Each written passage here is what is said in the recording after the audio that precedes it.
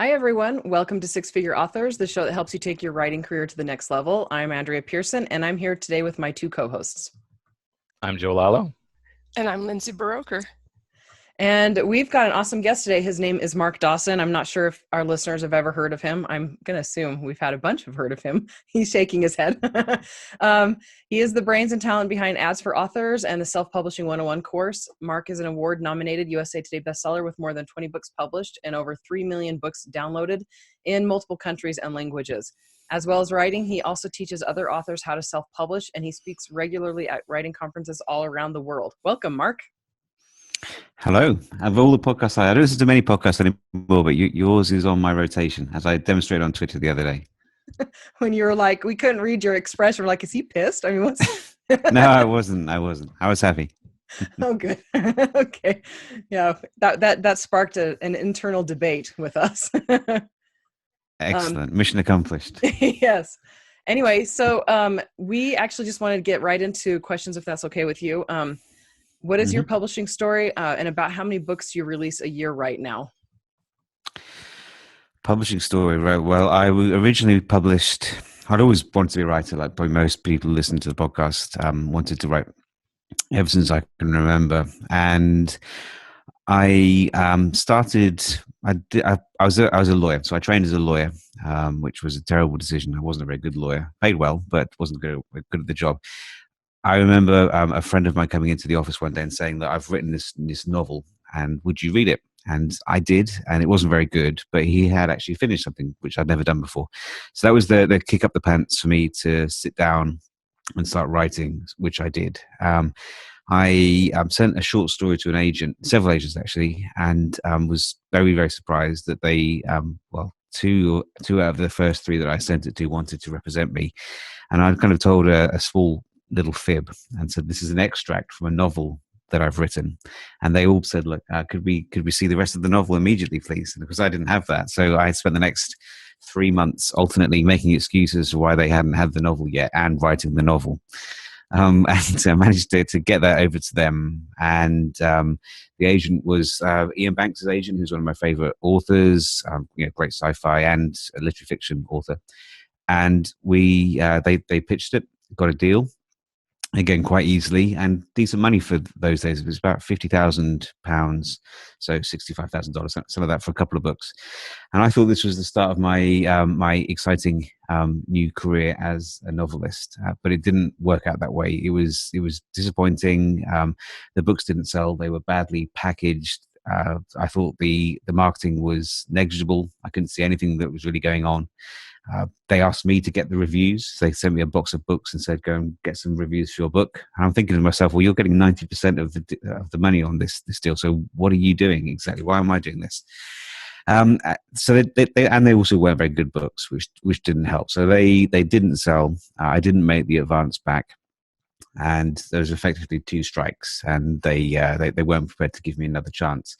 So I stopped writing. I actually stopped reading and writing for about 6 or 7 years. And it was only when the Kindle came around that my enthusiasm was rekindled, and I started writing again. And that was never entirely sure what year it was, 2011, 2012, something like that. I'm sure Lindsay was plowing ahead remorselessly at that stage. I remember on keyboards thinking she's doing really well, and I've never looked back. It was the launching that first indie book was a life-changing thing for me. It was wonderful.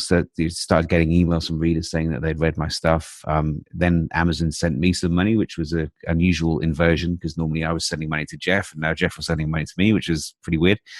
And every year since then has been better and better. So I've been a full-time author for nearly 5 years now. Made 7 figures the last couple of years, and which is just remarkable and incredibly flattering that people like my stuff enough to be able to enable me to support my family by doing what I do. And, it just amazing to see my kids growing up. Otherwise, I'd still be commuting back and forth from London every day. So that's a long way to answer the first one. And the second question, so how many books do I release a year? Well, weirdly, I've been blogging or kind of Facebook blogging income reports for the last couple of years. And I did last year did about 1.6 million, so that was my best year by quite a long way. And when I actually looked back at how many books I released, it was two, which was weird because in my head I thought I must have done about 5 books last year, but I'd actually released two. The reason I thought I had more was because I had an exclusive deal with Audible for an original project, which I had to give them for 6 months. So that was released in January this year, but it's been ready for about a year. And then I've got a new book and a new series that releases in about 2 weeks, which has also been ready for about 4 or 5 months. I just haven't released it yet. So I probably write about 4 books a year, but last year I only released 2. Well, we appreciate you slumming with us here on the Six Figure Authors Show. I think it was Alex Newton from K-Lytics was saying, you should start the 7-Figure Authors podcast. People would be way more interested in that. And I was like, well, that'd be a smaller pool of guests to draw from. So I'm curious what a launch looks like for you these days. I assume when you do the Milton books, it's kind of like, well, here's a new one, and the series, and you kind of expect they're going to buy it. But I saw that in January you had The Vault out. It looked like a standalone, and then you've got a new series launching pretty soon. It looks like. What are your plans? Yeah, so Milton books that's the bread and butter. They just sell. I mean, we're 16 books into the series now, and each release does better than the last one. So, I mean, I'm running a pre-order for the kind of a conclusion to a book that unintentionally ended up on a cliffhanger last time, which is as we all know, it tends to encourage people to buy the follow-up, but also encourages them to leave nasty reviews and send you nasty emails. So I've had a bit of that, but that'll be about 10,000 pre-orders by the time that one goes live in a month or two. So those ones are easy to market. That is just a question of my list, which will always be my most valuable asset as a creative, and Facebook, with a little bit of BookBub in there as well. So I'll do BookBub ads to people who BookBub thinks are my followers. So I'll do BookBub pre-orders. I made a BookBub featured new release deal. I've been doing a few of those, and I'll certainly do the CPM ads to people who BookBub thinks are my fans. And I'll do the same thing with Facebook. So we'll always be using a custom list, so a custom audience based on my mailing list, and send those ads out to those people, and those will always convert really well. They're always good for sales. So that's pretty easy now. And I've done Milton enough times now that it's I can do that with my eyes closed, very easy. With the Vault, it's kind of a standalone, but it has tendrils in the Milton series as well. So it's a very, very deep prequel without too many common characters, but it is based in that world. That was fairly similar. It's a similar kind of book, espionage, a bit more kind of nostalgia, set in Berlin during the 80s and 90s. So that was fairly straightforward. The interesting one is Atticus, which is the new series. It's a private detective series, so like the first Kindle books that I wrote. And so a little bit fairly different from the Milton books. Obviously, it's still my voice. It's still fast. It's addictive, but it's more of a police procedural than an espionage thriller. So for that one, I've been doing things I wouldn't normally do. So I did a blog tour, and I normally tell people I don't bother with that because I'm not entirely sure you get bang for your buck, not in terms of the money spent, but the time that you need to spend to do something like that. But I've tried that. I've done a bit of press and PR, so I've had a PR agent for a couple of years now. She's lined me up for TV, not TV, radio, and newspapers and things. So I was on the national radio on Sunday. Again, I don't think it really moves the needle all that much, but I'm going to chuck everything at this one just to see if I can generate interest. And then beyond that, I'm lucky enough to be good friends with writers like L.J. Ross, Barry Hutchison, both of whom write in that genre very successfully. So they will be pimping me a little bit to their audience as well. So this is a new, kind of a new book by an author we think that you'll like. Now, obviously, there's a quid pro quo there. So for Louise, I pimped one of her books 6 months or so ago, and I'll be happy to extend that to Barry as well, and to other people of that kind of level. So yeah, a bit of a moving feast for this new one. We'll see. Maybe I've lost my my mojo, and this will sink without trace. But hopefully not. Hopefully not. You mentioned earlier working with Audible. How big a part of your process is audio now? It is a big one, although I do suspect I'm leaving a little bit of money on the table with audio. So, and that's just because I am busy, and there are things I just can't do everything. So, in the early days, I did ACX productions of the Beatrix Rose books, which was fun, but there was a bit more work involved. Just things like proofing the audio and stuff like that, and it was only me in the business doing that. So. I was finding them harder to balance everything. So what I do now is I typically will license those rights to a producer, a company producing those audiobooks. So for most of the books since then, all of the Miltons, for example, I do deals directly with Audible Studios, which is great. They're fantastic. They've got me some kind of quite high profile narrators. So Gemma Whelan, who's in Game of Thrones, was Yara Greyjoy in Game of Thrones, narrates. She's Beatrix, so that's been fun. The Vault was a multicast drama, so they cast Colin Murray, who played Merlin on the TV, ridiculously handsome Northern Irish actor. He's fantastic. So we've done that. With Atticus, I thought about everything. I actually did some sums and worked out how much I thought I could make by doing it myself. And I figured out on average, I thought I'd make about $4 per sale if I did it through ACX. So I would have done a straight deal. I'd have found a narrator, paid them outright, and then tried to make money. And I would have done. I mean, there's no question they sell well. I think I would have paid that off quite quickly, and then would have been into profit. But I also invited others to make offers. I got offers from Audible, from Podium, and from Tantor. And Tantor, to be honest, I'm not going to go into too many details, but they blew me away with a massive advance. It was a 6-figure advance for 3 audiobooks only. So I won't go in too much more than that. But I was really, really impressed with them. I met them at 20 Books in Vegas last year, had a good chat. They asked to make an offer. I was expecting to politely say no, and I almost fell off my chair when they told me how much they wanted to publish those books. So we're casting at the moment. And so that will be like a traditional book deal. There'll be an advance, and then once that's paid out, which will probably take a little while, but once that's paid out, then we'll share the royalties on an agreed basis. Cool. So how do you handle audio launches? Like, do you try to align them with the release of the fiction, like the text, or is there a lag?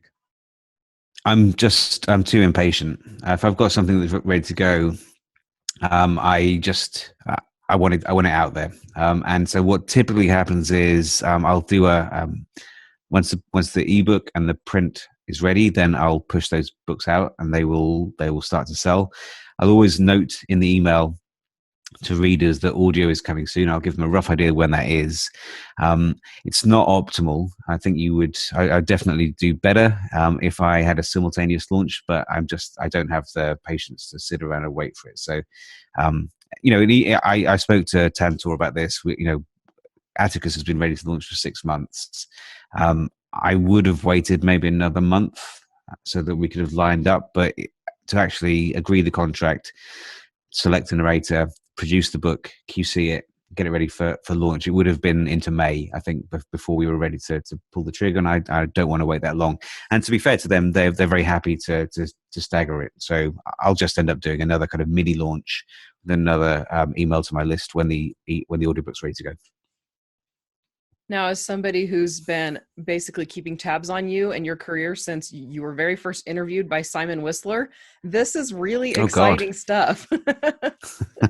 That's a long time ago. Yeah, no, but seriously, this is really exciting. I'm like, holy cow, he's got so many awesome things going for him now. This is fantastic. Okay, so you're one of the few authors with big courses who doesn't have nonfiction books to create traffic. Would you recommend other authors have books to help drive traffic for courses, or is that? I do have books. Do you? I could not find any, and I've been trying to find them for a while. So are they under Mark Dawson? That's deliberate. What's that? They're cloaked. Oh. They're cloaked. It's deliberate. So, yeah, they're not very well cloaked. It's MJ Dawson. So and they're co-written. So we have we've done one on Facebook ads, one on Amazon ads. They're very short, so they're not. If you want a Facebook ads book, get Mal Cooper's book. If you want a book on productivity, anything that Joanna Penn writes, Mhm. that's where you should go. If you want a kind of a primer on Facebook ads or Amazon ads, or BookBub ads, or we've got one on launching, we've got one on getting reviews. We have, if you go to the SPF website, there is a resources tab, and if you dig into there, you'll find maybe 10 books now. We've got short books. And the reason we do that, it's not really, I mean, some nonfiction businesses and people running those businesses will have a book because they think it gives them the kudos. You know, I have a book. Now, all of us know that that doesn't mean anything. Anyone can print a book these days. It doesn't really matter. The reason we do it is because we run reader magnets for the SPF side of the business, just the same as I would run reader magnets to build my main mailing list. So we have at the moment, the book that's getting us the most interested new subscribers to the SPF mailing list is a book on Instagram. It's weird that the ones that take off, but this one is, we probably spend about $2,500 a week on Facebook ads just for this Instagram book, and that's bringing us in subscribers at around about $2 per subscriber, which is competitive in the space that we're in. So I would recommend authors, if you're in a nonfiction, if you're interested in nonfiction, one of the tactics that is effective is to write a book, and you can either write a kind of a slightly more substantial book if that's what you want to do, or it could be something shorter with an upsell. And I hate to use marketing language, with an upsell at the end. So read a book about Amazon ads. Here's a mini course about Amazon ads, or here's consulting about Amazon ads. So that kind of thing works very, very well to build a list quite quickly. And that's crazy. I listened to your podcast and I swear I haven't heard anything. No, we don't make a big deal about it. I mean, it's really just, they're available on the website, and occasionally people will stumble on them, but we push them quite hard as ebooks via Facebook ads, and maybe you're just not seeing those. Which, the ads. We've spent so much money on Facebook ads. It's ridiculous. The only ads I ever see are Brian Cohen's, and I've mentioned that to him before. Right. Okay, so author name and titles. I mean, do you want us to? Listeners would probably like to know about them. Yeah, just go to selfpublishingformula.com under the resources tab. You can grab any of them there. We've got some new ones coming out. We've got a really good one on. I do a webinar on 10. It's a kind of a beginner webinar on 10 ways to get reviews ethically without getting you into trouble with Amazon. And we've just taken that webinar and written a 5,000 or 10,000 word short, pamphlet, I suppose. But that's available for free as well. So you'll be able to grab that too. See, when I visited your website to look around, I got distracted by all the merchandise, shirts and t-shirts, and you may be happy to know I've seen it in the wild here in Oregon. No way. Yes. Well, he's a 20 books guy. But okay. It was one of the new ones. Not the is it igneous beetle? Ligneous beetle? I don't know.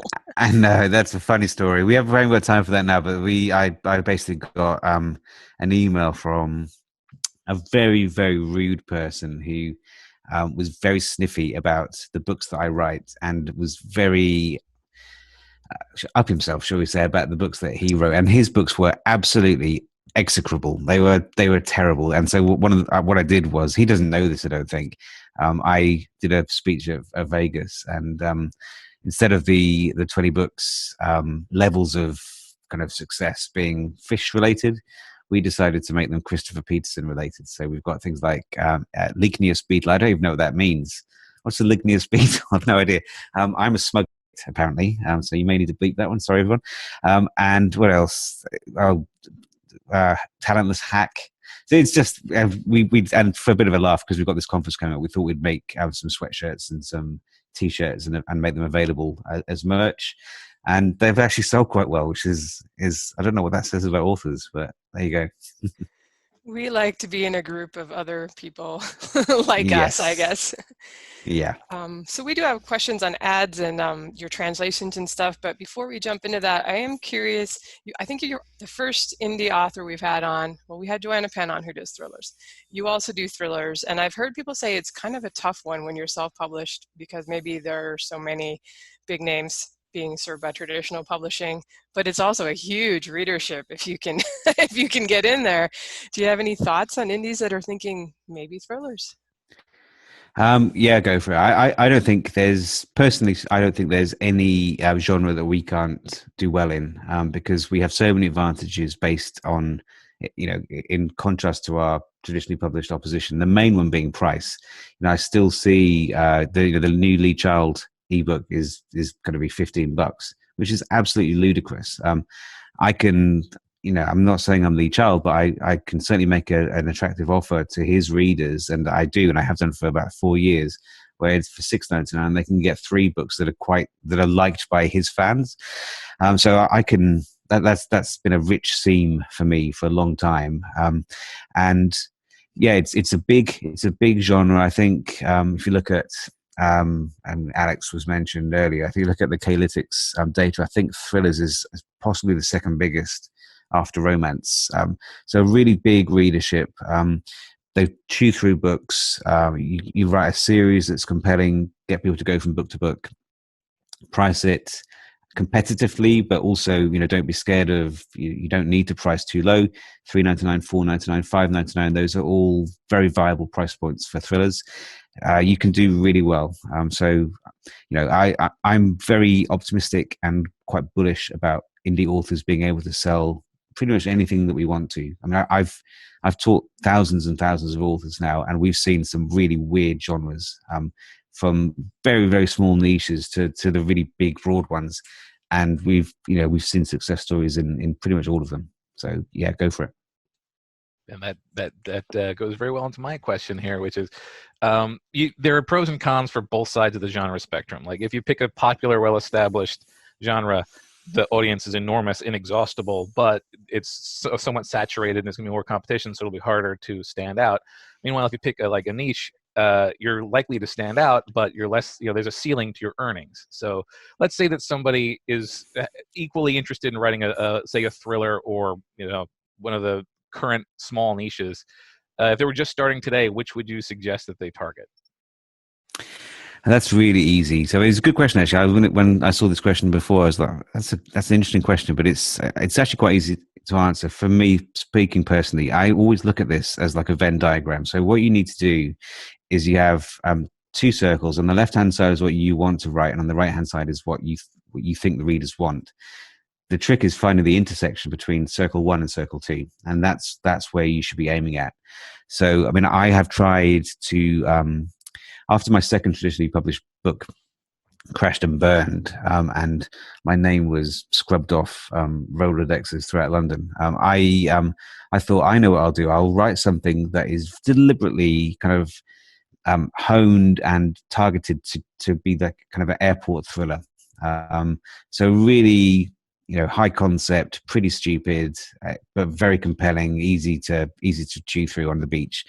And that was in 20 years of writing. That was the only time I've had to struggle to open my laptop because I absolutely hated writing it. And that difficulty in writing it is very obvious in the writing itself. It's a terrible book. It will never be published. I don't think I've got it anymore, thank God. So that is not the way to do it. You've got to find that sweet spot between what you like and what you think the readers will like, and then that's where you go for. And it doesn't really matter if it could be a very small niche. So my favorite story from the people that we've had through the courses is, I always get this very slightly wrong, but her name is Octavia Randolph, and she writes something like historical Scandinavian romances set in the 1860s. So objectively, that you would think is a very small niche, but after taken the course, and it's not obviously not all to do with the course. She's a very good writer, but she, after learning how to use digital marketing to find her tribe, she was doing, I think the month after that, she was doing 35,000 a month. And I think is doing better than that now. So even in those you would think would be small, the internet, one of the amazing things of the internet is it enables us to find members of our tribe, regardless of how weird or esoteric that tribe might be. We can put our books and our messages in front of them, and hopefully, if our stuff is good enough, we can build up an audience. The 1,000 true fans, that old cliche. We can build up the 1,000 true fans that should be enough to sustain us as creatives. And then the what is it? The mission, the goal, or whatever, is to keep those 1,000 true fans engaged, and some of them will fall off, and then putting new ones back on, right? Yeah, absolutely. Got to always refreshing. There always be people who drop off. I mean, I've had readers die now. Obviously, before. It's weird actually. The other day, I got an email from someone who I'd been corresponding with for ages, and he was in hospice. And so you kind of think eventually he won't be around anymore. And an email back to me from a launch email was from a relative to say that he'd passed away. And this was a reader who'd been with me. I remember him very fondly because it was one of the first emails I received as I kind of built my list for the first time. And I was kind of like, oh, that's quite sad. This guy was a big fan of mine for a long time, and now he's not with us. So now I need to find someone else who can join the list and continue to grow. Yeah, no kidding. Well, actually, I'm trying to think. We got a question about your list, and this is not on script, but that's okay. do you like? Wait, actually, I think Lindsay might be asking this question later. Lindsay, are you asking the question about list cleaning later? Go ahead and ask it. This is somebody from the Facebook group. Mark, we said you're coming on the show, and does anybody have questions? And usually we go like 2 or 3 questions for the guests. I don't know how many there were, like 20, 30, like 50. 50. Mark's just going to have to stay all night. Go ahead and ask it. Do you clean your lists? I mean, you have people that pass away. You just expect them to clean themselves? Because I've been on your list, and I went a whole year without opening anything, and I was still on your list, which I appreciated because I was like, I'm gonna I don't clean my list. I don't think I ever have, and there's reasons for that. I mean, it could be you weren't interested in buying thrillers. You may have moved on to another genre, but maybe in a year's time you fancy a thriller again, and you might you might see mine and pick it up. The main reason though is because I don't trust the technology all the time. So we all know that. MailChimp and MailerLite, the numbers that they report to us it's a good indication, but it's not necessarily going to be 100% accurate. So there are ways to get around that. You can send emails out encouraging people who may not show up in your stats to do something active. So click a button or join another list, or those kinds of things. But I don't want to do it. I'm too busy, and I don't particularly buy, I'm quite happy with an open rate of 30% on a 100,000 list. Could I get 40% on an 80,000 list? Probably, but I'd probably get more opens on the 30% on 100,000. So it's not something that really bothers me. Also, of course, you can do things with mailing lists that don't have anything to do with email. So you can build custom audiences on Facebook, and then you can use those custom audiences to build big lookalike audiences. And the more data points that you have for Facebook to work on building that lookalike, the more accurate and responsive that lookalike will be. So, loads of reasons why I don't do it. I don't think there's anything wrong with cleaning your list, but it's not high on my list of priorities. Okay, yeah, I don't know. Everybody puts so much emphasis on that open rate thing, and it's always made me a little uncomfortable because, like, as a reader myself, once I find an author I like, I don't generally stop liking them. I just move away for a little while. But I mean, I do clean my lists, and I mean, now that I'm using a different program, I don't anymore because it doesn't cost me anything to keep them. But yeah, I've always been like, if you want to know how good your subject line is, it's beneficial to have a clean list, because then if they're actually opening. But if you've been paying attention to your opens and clicks, you're going to know that anyway, Yeah, exactly. Okay, and sorry, Lindsay, I can't remember if you were asking that in the future. But yeah, so we wanted to talk about translations and ads in other countries a little bit. We did have a bunch of people ask about that, but a lot of authors want to get their books translated into other languages. What are things they should have in place first, and where should they start? All right, well, we could do a whole podcast on that, and it's a big area. So yeah, I mean, for me, I spoke at an Amazon Academy event in Berlin about 2 years ago. So they flew me out to Berlin, which was pretty cool, and I spoke to loads of Germans about what we were doing in the UK. And I mean, I already knew this, but I could see just by being in the room that there were nowhere near as many authors in German as there are in the other in the English speaking languages, but a very big book buying public. Germans love reading, right? They absolutely love reading. It's a big, voracious market, and it's underserved with authors, especially indie authors. You could do cool and funky things with marketing and promotion and pricing and all that kind of stuff. So I started looking into what I needed to do, and for, I suppose, the last 18 months, I've been working on German, French, and Spanish. Those are my kind of 3 first-tier markets beneath the English-speaking markets. And things I think it's useful to have. I mean, having more than one book is going to be useful. Just in the same way that ads work better with multiple books in English, because especially in series, you get read-through. So read-through is going to make it possible to spend a bit more on selling the first book if you know that there's a back end that people can continue to read through. So it's useful. I'd say probably 2 or 3 books is probably the minimum in order to maximize your chances. Then the next thing is you need to get a good translator. Now, it's difficult when you don't speak the language. Right? I don't speak any German, not even, I can speak, ja and nein. That's probably about I think I've exhausted my German vocabulary there. Now, unless you're Ricardo Fayet from Readsy, who speaks about 1 billion languages, he's probably listening to this. So kudos to Ricardo. But I don't speak anything. I don't speak French. I don't speak Spanish. I don't speak German. So getting a translator is tricky. There are places like BabbelCube, which has been around for ages. And I occasionally was on BabbelCube and I never pulled the trigger, thank God. And the reason it's difficult is because there's no QC on there. You don't know how good the translation is if you don't speak the language. So the way I got around it was just by thinking laterally. I decided to take advantage of the expertise of the traditional houses in Germany. And I figured out, well, let's see who translates the AAA titles in German. So I found Lee Charles' translator. I found Stieg Larsson's translator. I found who else? Donna Tartt, James Patterson. So I approached those guys directly and said, look, would you be interested in taking on these projects? And the guy I went with first of all was the Goldfinch by Donna Tartt, and he did the first couple. He actually did the first 3 in the Beatrix series. It's a self-contained trilogy, so I thought it'd be a good one to test. So he translated them. The next problem I had was how can I proofread it? Because I don't speak German, so I had to get a proofreader. Now, awkwardly, a very long-standing and loyal fan of mine is German, and she offered to proof it. And I don't know what happened really. She didn't like the translation, and she said the first one was quite good, the second one was okay, and the third one was like it had been translated in Google Translate. Now I'm like, this is awful.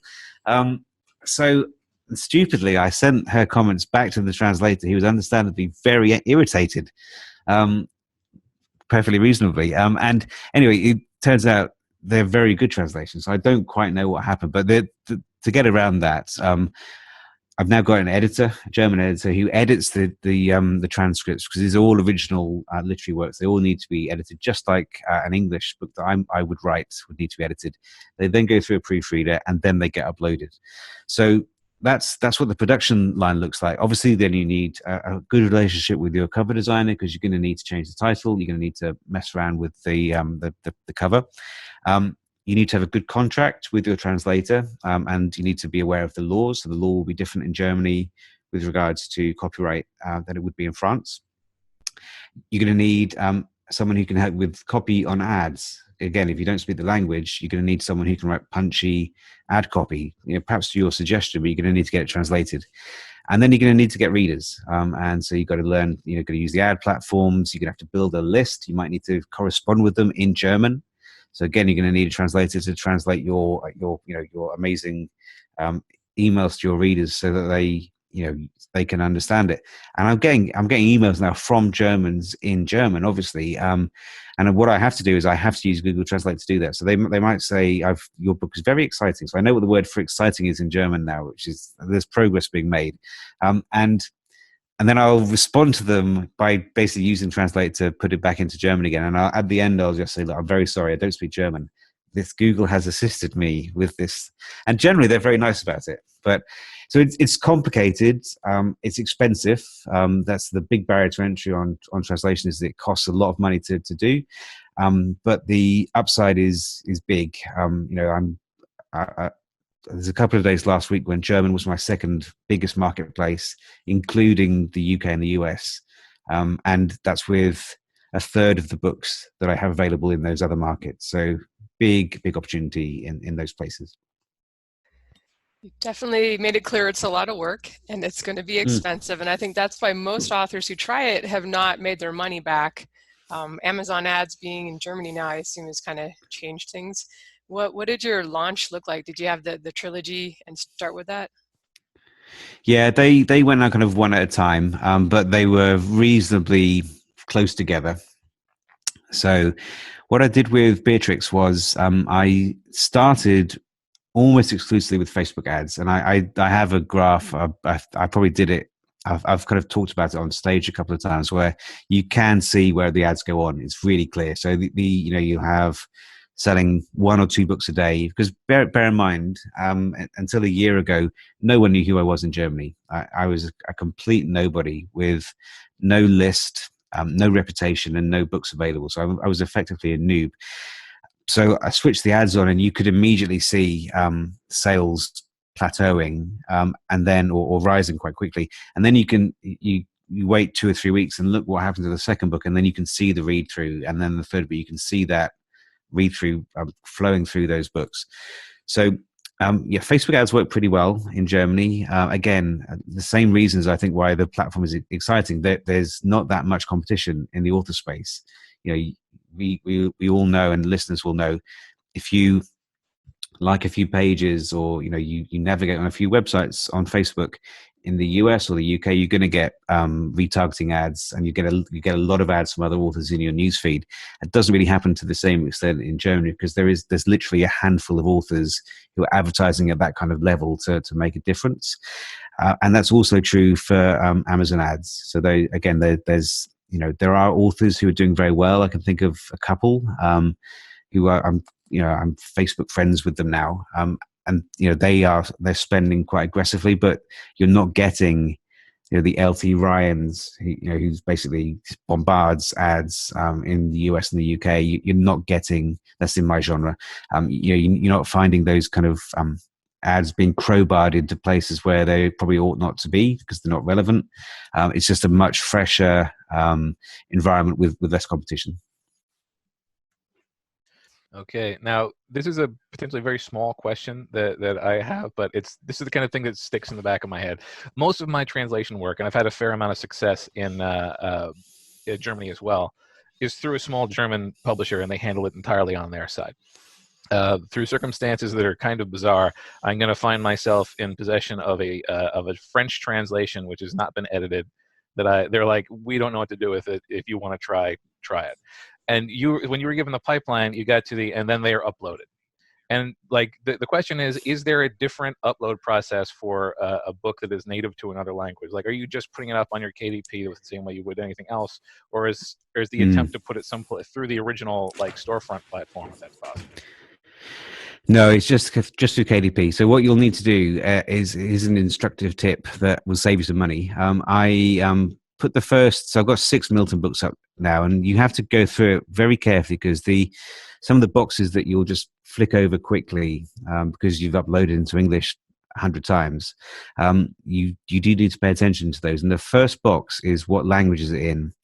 So the first 5 books I got it right and put it was in German, and the 6th book I put it was in English, and I didn't notice on the store page that it was the 3rd of the 6th. It says that it was an English edition, and I wasn't sure why that book was selling at about a 7th of the other books, until a reader said, do you know that that's listed on Amazon.de as the English edition?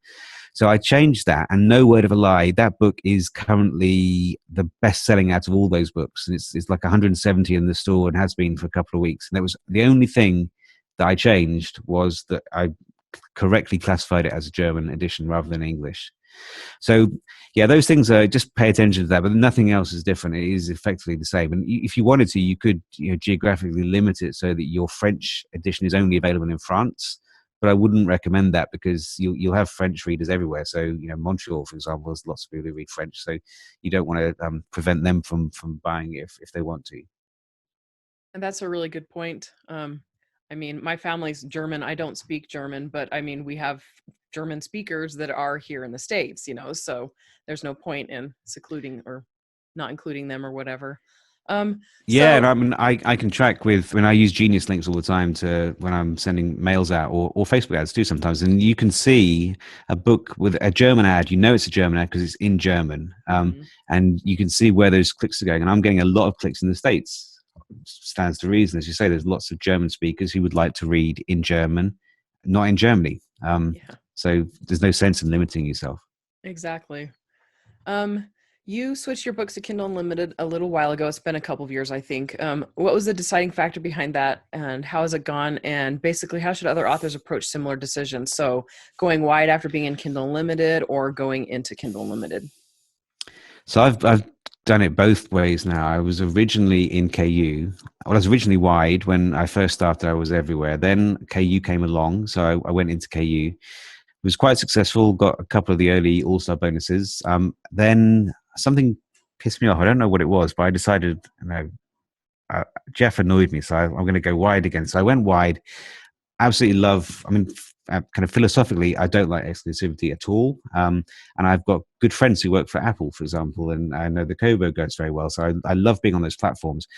But it was about, as you're right, it was about 2 years ago, and I was starting to notice other authors who I knew, and they were kind of dropping in how much they were making, and they were selling a lot more than me. They were, doing 100 to 150 a month, and a good half of that would have been through KU.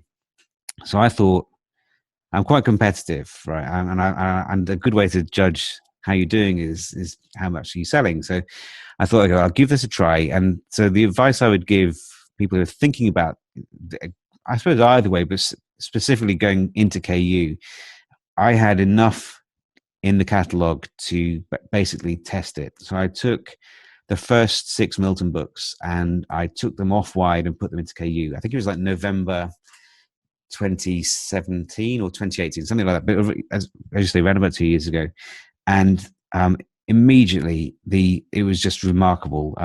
I don't know exactly why. Obviously, I'm advertising, so there's a bit of that. But that was my best month for ages, and I knew within about a week, because I could see income would basically double over what I was getting wide. I knew within a week that by the end of the year, everything would be in KU. And that is exactly what happened. I mean, I tried and I said to and I know a good few Amazonians now, and I said, look, I'm thinking about going into KU. Do you think maybe, I know you've done it occasionally before, could I have maybe a week or a month to test it with some in KU and basically not have the exclusivity requirement? And they were like, no, definitely not. It's one or the other. So I had no choice, but I put them in, and it's been nuts. It's in the last year the year before last was crazy. The last year was more crazy, and this year is heading in that direction too. So I love the wide platforms. I love the other guys, but just as a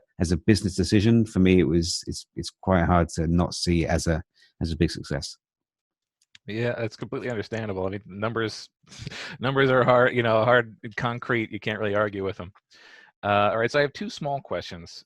First off, we hear from a lot of people, as several people on this very podcast, who start in KU and then go wide, if only because it avoids the whole process of tracking down and eliminating potentially dozens of listings at different storefronts. So how hard is it to exclusivize a book? Like, was it a troublesome process? No, really easy. So, I mean, when I was wide, I was direct to Kobo, direct to Apple, direct to Google, and use D2D for Barnes and Noble, because you can't easily get to it from the UK here, and all the small stores that those guys enable access to. So it really was just a question of going through them. Perhaps it took me a half a day just to tick a few boxes and hit submit, and it was done. And I haven't had any issues with Amazon nasty grams telling me that I've still got orphan books left on some weird store in Italy that Kobo gets to. It was really easy, no problems at all. Oh, that's excellent. And this one, I don't know if you would necessarily know the answer to, but do the translations, just to tie in the translation books talk, do the translations violate the exclusivity clause? Like, do they count as the same book, or could they be wide? That's a good question. As a lawyer, as a kind of recovering lawyer, my instinct would be no, because they're original works. So then they are effectively fresh copyrights. So I don't think that they would. But I haven't looked. That's the first time I've heard that question. It's an interesting one. I think the only way to know the answer would be to look through the terms of service. And frankly, who has time to do that? So I don't know. I think you're probably okay, but you might want to check. Yeah, who has time to know what they're doing legally? No, terrible idea. Okay, so I signed up for your Ads for Authors course, I think probably about 4 years ago, and I've never looked back. It's been, out of all of the big courses I've purchased, it's been by far the most valuable. What sorts of things go on behind the scenes to make that happen? I mean, you get bonuses, that you change your bonuses, you update the content. I mean, it's a lot of work. Mm-hmm. Yeah, well, first of all, checks in the post. Thank you very much. Very kind of you. It is a lot of work. It's we could have made it easier for ourselves. I mean, we could have said it's a year license, then you have to buy it again, or we could have made the decision that we wouldn't update it. But they aren't cheap courses, and the way I look at things is I want to completely over deliver on value, so that word of mouth, we want people to say things that you were kind enough just to say there, is that it's a good course, I've got great value from it. That's the best marketing we'll ever be able to get. So we made the decision when you signed up. It would have been Facebook Ads for Authors. It's now called Ads for Authors because it's Facebook's, Amazon, it's BookBub, it's copywriting, it's cover design, it's YouTube, it's Pinterest, it's Instagram. We basically will put everything in there, and it's got to be high quality too. And I mean, the Amazon course we are going to be putting out soon, it will be the best in the world. We've got Janet Margot, who ran Amazon ads for books in Seattle, is a friend of mine, and she is producing a course, so from an Amazonian, in a lot of detail, and everyone who is a member of the course will get that for free. So we won't charge again for that. So I think that's kind of the ethos we have behind it. But in terms of the actual work that goes on, it's a lot of work. And today, especially, you've caught me on a particularly hard day at work. Because we've got a launch on Wednesday. The 101 course, which is our kind of beginner to intermediate course, goes live on Wednesday. So there's a lot of work to get that ready. We've got our conference at the moment next Monday. So we've got 1,000 authors coming to London. We've got 650 of them going on a boat on the Thames in the evening. We've also sold about another 800 digital tickets, again, to authors. So I'm doing that. I program it. So I'm working with various speakers. We've got some people coming to Salisbury, where we are, to have a little kind of salon retreat over the weekend. There's a ton of work. The only way that's possible is because I have an amazing team that helps me with SPF. So James, everyone will know from our podcast, James is unbelievable. He has an incredible work ethic. He wants to learn. And so he'll pick up things as he goes along. We've got John Dyer, who we kind of lock in the cellar, bring him out occasionally, but he's fundamentally important to the business as well. I think on that side of the business, we've got about 10 people now, including one permanent member of staff, Tom, who does a podcast for us as well. And the team works really well. I mean, we have weekly meetings. They trust me to I suppose I'm kind of the face of it and the strategist. James keeps things running. Without James, there'd be no SPF, and everyone else kind of has a role to do, and they all do it really well. So, it's a ton of work. But also, it's great. I mean, I just, I saw Lindsay in Vegas for 20 books, and to be able to keynote Vegas with over 1,000 people in the audience, and then for Craig to come out dressed as a dinosaur. I mean, where are you going to get that kind of entertainment from? It's very lucky to be able to do this. Yes, I was trying to explain the dinosaur to people who were just watching the YouTube videos, and I'm like, well, I actually was there, and I don't think I can explain it, but it was fun. Well, the kind of the inside story was Craig was trying to propose a collaboration with me, which would be about dinosaur porn. He wanted to do a dinosaur porn, maybe kind of a Chuck Tingle type novel, and so he decided to try and throw me off my stride by appearing as a dinosaur. And I have to say, it did work, because that wasn't what I expected to see coming out of the wings. Very strange, but he's a strange guy. All right, well, that's good to know that you weren't in on it. You did not seem to be in on it. You seemed a little concerned, honestly. I was very concerned. So you mentioned with the Ads for Authors course that you're covering a lot of different platforms now. Which would you say, I think I've heard on your podcast, you mentioned that last year you were really in with Amazon, and you talked about doing the AMG ads. Are you still loving Facebook? Or do you kind of alternate to access the different audiences?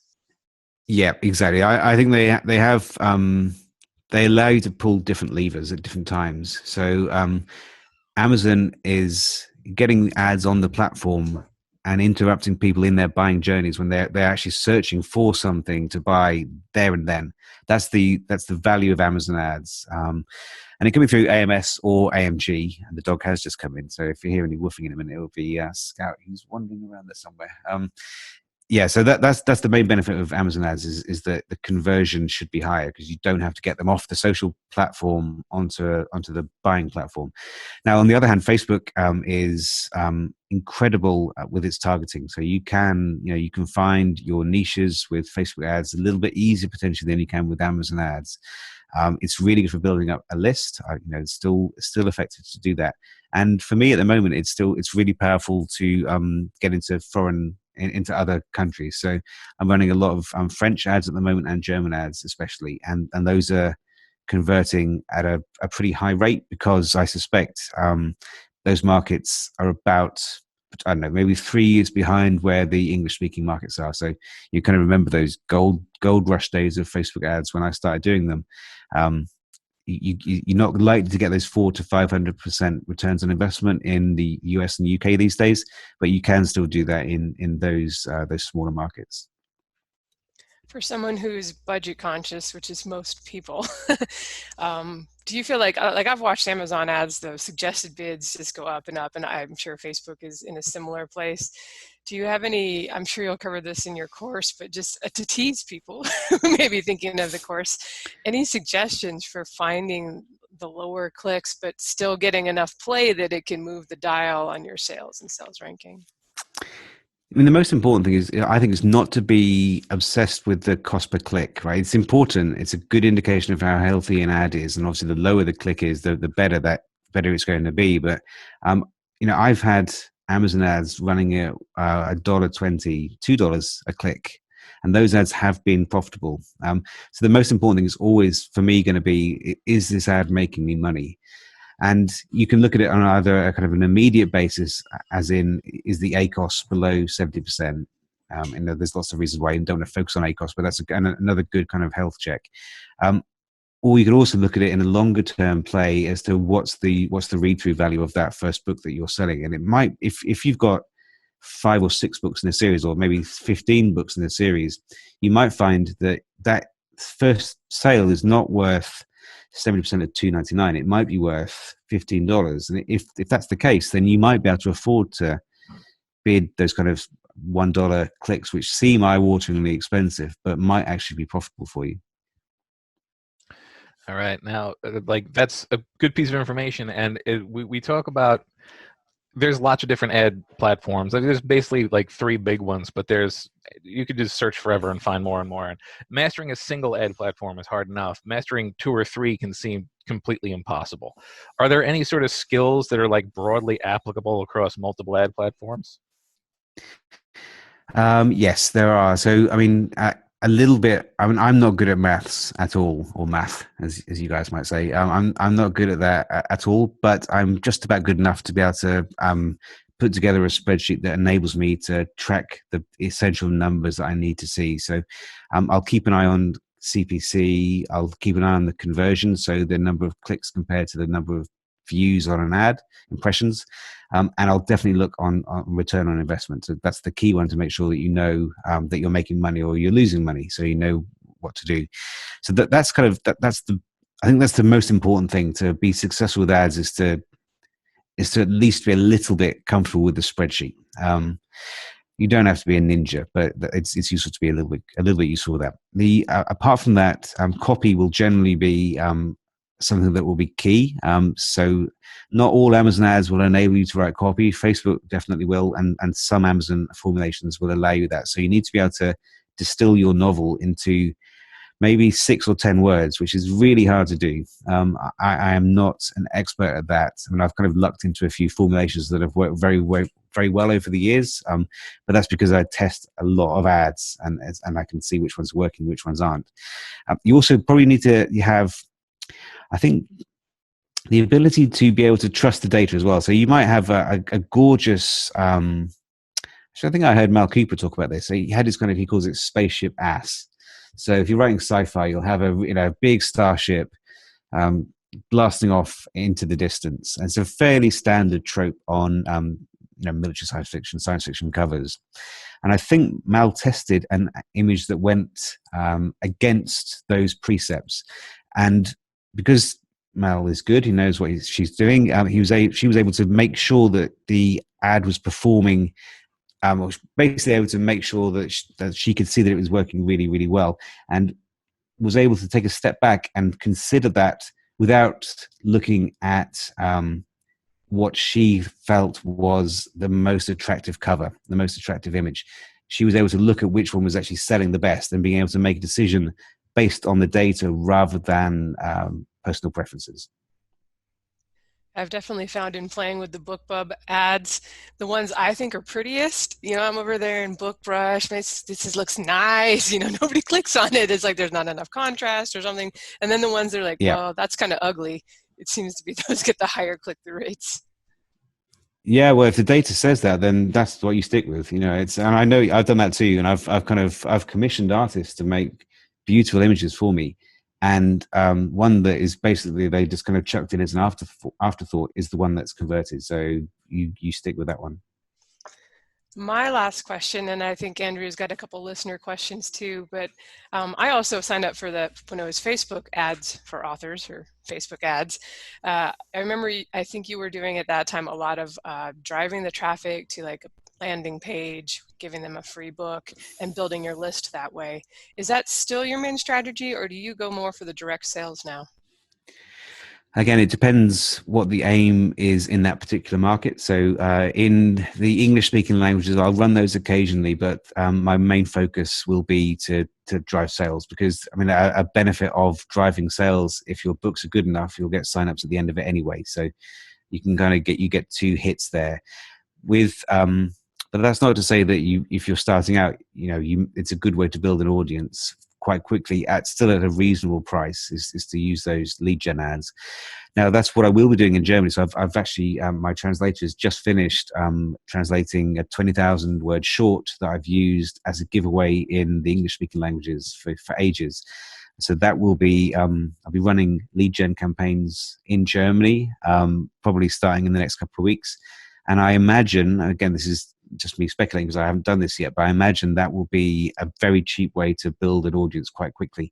And of course, what I'll be trying to do with those is you get them in with the translation, they enjoy the novella, and then I make it really, really easy for them to see both at the end of the book and also in the first email that they'll get after finishing that the series continues with the next book in the series. There's 6 after that. So yeah, maybe in 6 months' time, I'll tell you how effective that is in Germany, but I think it will be quite effective. Yeah, I like this idea. You just tell us what's effective, and we'll just do that. I'm the crash test dummy of author advertising. Yes. Okay. Google So ads don't work. Basically, there's a spoiler. Don't do Google ads; they're terrible. thank you. YouTube ads. Oh, yeah, they can work a bit, but again, a bit too expensive. Yep. Okay. So we had, like I said, I don't know, there were 50 comments on the post that said, we're interviewing Mark. What are your questions? And like 11 or 15 or something people said, keep up the banter. Don't listen to anybody who says that they hate the banter on your show. Right. And That's I'm one nice. of No, those. we couldn't switch it off. That's the fun part of my week is taking the piss out of James. So no, that's never going to change. It's fun. Okay, so listener questions. I just picked 3 of them because a bunch of them we asked already, but the first one's from Carrie, and these are all from members of our Facebook group. That the question is: you recently did a book trailer. What was the ROI? Is it really worth it? So yeah, I did, and that was one of the things I did to launch the Atticus series was to have a nice little book trailer put together, and it was about $500, something along those lines. So not cheap, but it's something that I will get a lot of use out of. That could be in just a Facebook ad. It could be a post into the Facebook group. It will get 50, 60, maybe 100,000 impressions, probably more than that actually by the time the book goes live. And it's a bit different. So it's not a typical kind of book trailer. It's a little bit original. As to the ROI, that's quite hard to say because a lot of those impressions will be kind of organic or slightly, with a little bit of spend behind them. And I'm not tracking those particularly well. And also it's very difficult to track pre-orders because you can't use affiliate tracking on pre-orders because they don't show up. So for me, that's it's a bit of a luxury. I don't need, I can afford to get the asset and then I can afford to use it. I think it will do quite well, but I wouldn't be able to say exactly how well. Typically, I would say some of the book trailers I see are awful. I think it's probably not going to be any good if you don't have any proficiency in the same way that I wouldn't try and do a book cover because I can't draw, right? So I wouldn't be doing that. I wouldn't be making a book trailer for exactly the same reason. It's just, I couldn't do it. So. Yeah, I had a book trailer done. Well, I did a book trailer. I had an actress actually do the voiceover, and it was like when my book had been out for like maybe 6 months, and it did draw traffic, but now it's just so horrible. It's so ghetto. The reason most of them don't work, I think, this is my kind of theory on this, is because it's the word trailer. So what we have is something that we may have spent $200 putting together is competing with a trailer for the new Westworld series, which looks effing amazing, right? So, and comparing our book trailer with that, the experience could not be more different, and it just feels amateurish most of the time. So, I think those kinds of, you can imagine man with deep Hollywood voice, kind of doing the blurb for our book trailer. It's always going to look a bit cheesy, and it wouldn't make me want to buy that book, which is why for Atticus it's very different. It's very, very short. It's completely silent. There's no sound. It should be intriguing, and then ends with a picture of the book at the end. It feels what a book trailer should be like for me. I could be wrong, but that seems to work for me. Yeah, you make a good point about Westworld, and I mean that's what trailers are. They're high production. They're almost movies of themselves. Yeah. The next question is from Scott C. Morgan, and as a preface for this question, he says he loves your Milton series and thought the early ones were great. But he asks, given the length and success of the John Milton series and the fact that most authors' writing gets better the more books they write, have you ever gone back to earlier Milton books to do touch-ups, or do you have any angst over the difference between earlier books and later ones in terms of craft? He'd like to hear how you deal both psychologically and practically with any difference in quality or story satisfaction you perceive. I guess I am getting better. The more you do something, the better you get. So I probably am a better writer now than I was when I wrote the first one. But I'm also quite relaxed about that kind of stuff. So and the cleaner has done extremely well. I don't want to touch it too much because I don't know, it's not broken, so I don't need to fix it. But one thing I did do, and I think this is me maturing as a writer, was when I wrote it originally, I was very keen to show my audience how how amazing my research was and what a great writer I was. So it's set in the East End of London, and I used to live there. And I wanted to make sure that all of the dialogue was accurate. So all the argot and the patois and the slang was accurate. Now it's all very carefully researched. It's very, very authentic. I know that, right? And it makes me feel good, but I'm selling loads of these books to an American audience. They don't know what the hell I'm talking about. And I've had readers, loads of them over the years, of emailed, said, look, or in the reviews as well, I'm saying this is basically it was nonsensical. I couldn't make any sense of it. And then the counter to that, or the kind of corollary, was in the East End, kids will call the police feds. They call them feds. Now, I know that's true because I've seen that happen. But most English people think feds is slang for the FBI. So they think I don't know what I'm talking about. The Americans don't know what I'm talking about either.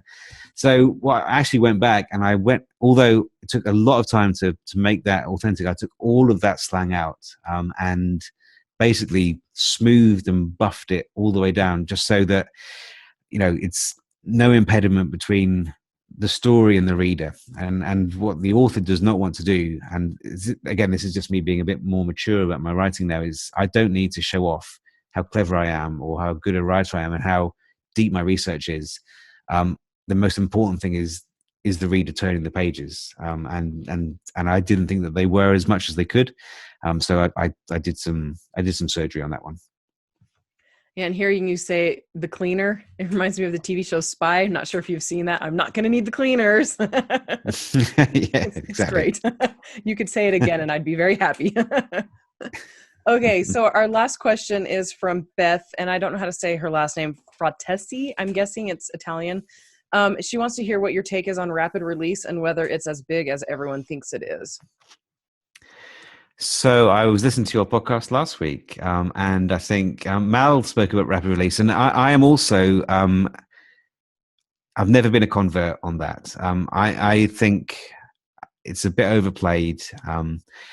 I also fundamentally, as I said before, I'm a bit impatient, and I don't want to have a book sitting on my hard drive ready to go and not be selling it. So I don't really buy that. Also, Mel made a really good point. What if you're writing, four or five books and you want to get them all ready? That could take you 2 or 3 years to do that. And then if there is any benefit to rapid releasing, and I'm not sure that there is, that may have changed by the time that you're ready to put this out. So it's far better, I think, to get them out there and start building an audience. Start sending the ads to the first book in the series and getting people invested, and then ready for the second one when you've got it ready to go. If you're building a list, you don't need an algorithm to help you with that. You can reach them directly.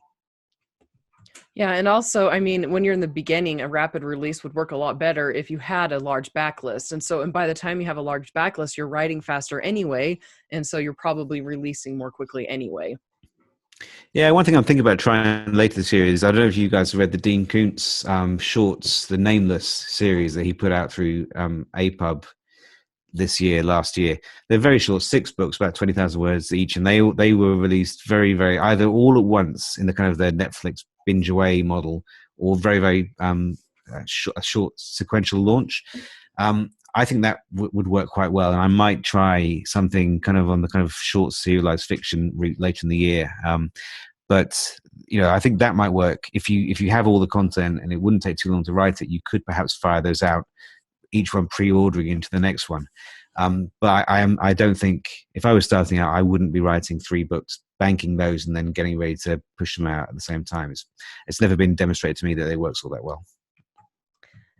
Okay. All right. So we've had you for like 3 or 4 hours now. So we're going to go ahead and wrap up now, but this is going to be going live on March 12th. So your Self-Publishing 101 course will already be open. Go ahead and tell listeners where they can learn more about it and more about you and all of that.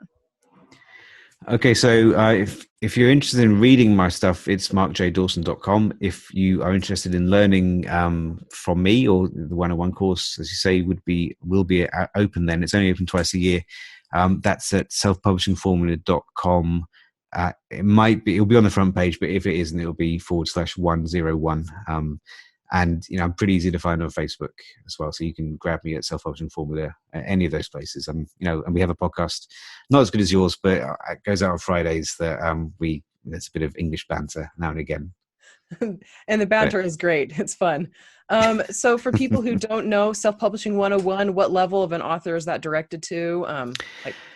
It's kind of, the way I look at it is it's foundations. So because ads was the first course that I did, and there's lots of reasons why it turned out that way, but 101 is kind of from beginner to intermediate. So we've had some authors with 6 or 7 books who weren't getting any traction take that course and have subsequently done quite well by just putting the basics and the foundations into place. Once you have the foundations ready, then that would be when I would suggest you want to think about advertising, but not until you're confident that you know what you're doing, because it's pretty easy to spend a lot of money on Facebook ads, but if your blurbs aren't working or your covers aren't right, then you're not going to get your money back. So you need to make sure that everything is lined up before you kind of pour the fuel on. So yeah, that's open. I think it's open for about 3 weeks from as we record this. It goes live in 2 days' time, but it will be open for about a couple of weeks when this goes live. Yeah, and for I had all of my ducks in a row when I started Facebook ads, and it still cost me like about $1,000, maybe $2,000 before I fully understood what I was doing. So yeah, you're going to want to have those ducks in a row before really hitting marketing hard. All right, so everyone, thank you so much for listening. Thank you so much, Mark, for joining us. We really appreciate you taking the time on a very late evening after your kids are in bed. Yeah, we really appreciate it. And thank you to Joshua Pearson. Let's be formal, my brother. I'm like, thanks, Josh, for being our sound engineer. And if you have time to leave a review on iTunes, Stitcher, Google Podcasts, whatever, we would really appreciate that. And then also come join our listeners only Facebook group, 6 Figure Authors. And we've got the link to that in our show notes. So yeah, that's it for today. Thank you so much again. And we will talk to you all later. Bye. Bye, everyone. Thanks, Mark. So long, everybody. Bye.